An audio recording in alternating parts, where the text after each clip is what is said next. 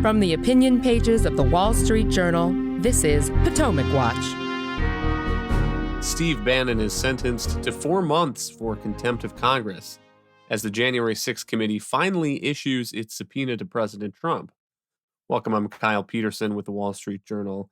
We are joined today by my colleague, Kim Strassel. Welcome and happy Friday to you, Kim. Happy Friday, Kyle. So Steve Bannon did a stint in the White House, but he was long gone by the time that he received a subpoena last year from the House January 6th committee, which he ultimately decided to defy. He was then convicted for contempt of Congress, and on Friday, he was sentenced by Judge Carl Nichols, a Trump appointee, to 4 months in prison plus a fine of $6,500. And part of what Judge Nichols said was this, quote, "Others must be deterred from committing similar crimes," unquote.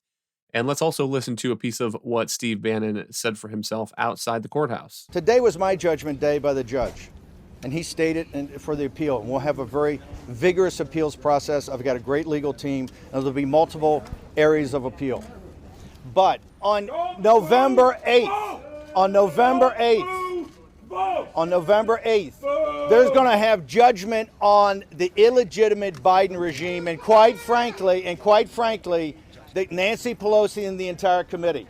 And we know which way that's going. Either they've already been turfed out, like Liz Cheney, right, or have quit, like Kinzinger and other the Democrats, or they're about to be beaten, like Luria and others, or they will lose their power and become in a minority, and Nancy Pelosi and Chairman Thompson, all of it. Kim, what do you make of this sentence for contempt of Congress, which is a crime that is not very often charged? You don't see that one every day. Yeah, and we can talk a little bit about the question of whether or not this should have gone to trial, because there is a checkered past in the DOJ of when it chooses to prosecute these contempt of Congress referrals and when it doesn't. But if it was going to go, this struck me as a fairly thoughtful sentence by the judge, who pointed out that Bannon's defiance was a problem, and the fact that he seemed to show no remorse and thumbed his nose at the whole process is not something that you can simply allow to pass, that you really need to send a message with that if this is going to come up.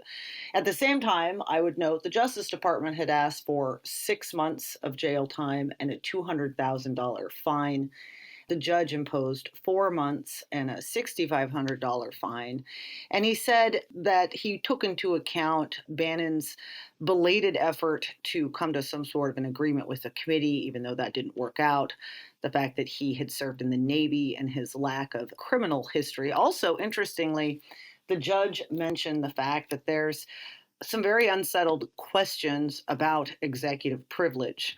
And all of those were reasons that he reduced this to the level that it was. Now, it was more than what Bannon's team was proposing, obviously, but it was certainly somewhere in the middle. My understanding is that Bannon will remain out while this case is appealed. And so maybe we'll get some answers from some judges in courts on these questions of executive privilege.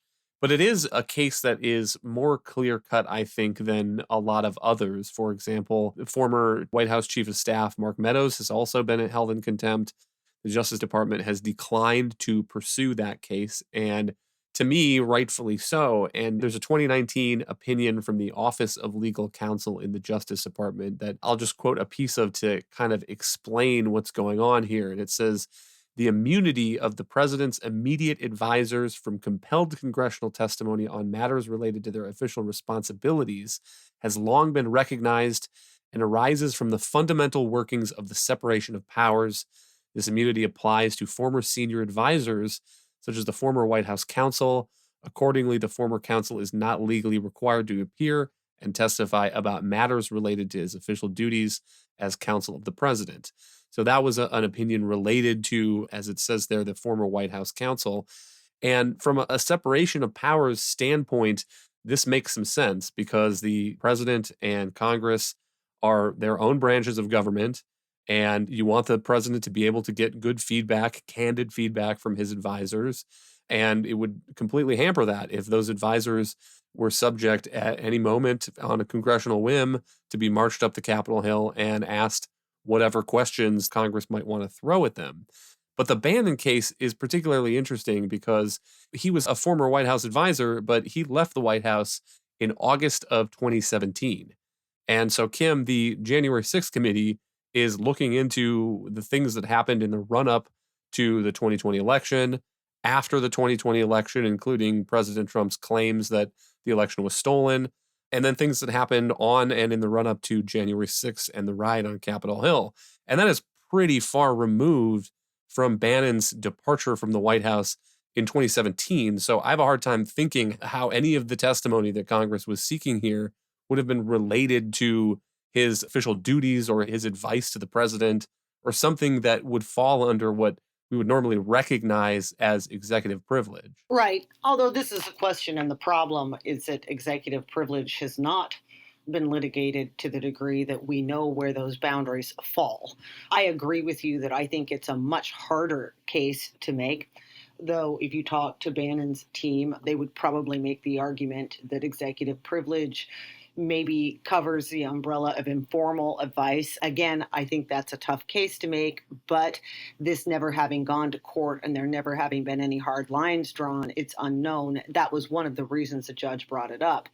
I would just point out, by the way, that the January 6th committee probably could have saved itself a lot of headaches on a lot of these battles that it has gone on if it had simply been willing to curtail, as it were, some of the testimony that it was requesting, put some lines around what the things were it wanted to talk to people about. That probably would have made it easier for people who were official advisors of Donald Trump to have come forward more quickly, to have complied if they knew that there was going to be simply some guardrails and that they weren't going to be asked to provide other information about their interactions with the president that really could violate that question of the future, which could really violate the future precedent of being able to talk freely and candidly with the president about issues. The committee just simply refused to do that. It wanted to flex its muscles, and it ran roughshod over all of those things. And I would argue, in a way, hurt itself, damaged itself, because it became embroiled in a bunch of these fights over executive privilege, rather than simply stepping back a little bit and keeping a more narrow focus. That's one of the reasons we're here. By the way, good for the White House to not go down the road of Meadows. That seems to me an act of self-preservation, because this White House appears to have realized that if they were going to just simply throw away executive privilege for Mark Meadows, that they risked the possibility that not so long from now, if you have a Republican House or Senate, their own legal counsels could get called in on subpoena to answer any questions about their conversations with President Biden. But the other side of the balance is that Congress has an oversight responsibility for what is happening in the executive branch, in federal agencies, let's just say the IRS, to pick an example out of nowhere. And if people who get called by Congress to be witnesses can defy subpoenas with impunity, then it really undercuts the idea of congressional oversight. The other piece of this that is a little odd to me is that if you're called by the January 6th committee and you don't want to say anything, one option, the option that Bannon took, was to defy the subpoena, but the other is to comply with the subpoena and go up to the interview and take the Fifth Amendment and refuse to answer any of the questions. And that's what several other of President Trump's allies have done. We've seen the video of that in these committee hearings. So Roger Stone took the Fifth Amendment. John Eastman did that. Jeffrey Clark did that. And so I'm a little bit perplexed at why Steve Bannon decided to pick this legal fight that may now end up sending him to jail for a few months rather than just take the Fifth Amendment. One other thing, Kim, just to follow up on that, you mentioned the history of this. I understand why people who are skeptical of this Bannon prosecution say that it looks like politicized justice, because there have been attempts in the past by Republican Congresses to hold executive branch officials in contempt. And the one I'm thinking of specifically is the IRS official, people probably remember, Lois Lerner.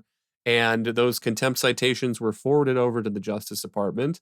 This was under President Obama, so we had divided government, and nothing happened to them. So that's part of what's feeding this distrust of the Bannon prosecution. And if we're going to make this a precedent, I think it ought to be a precedent that should be followed when the shoe is on the other foot. I couldn't agree more. And by the way, the other big name one there during the Obama administration was the contempt citation that was issued for Eric Holder.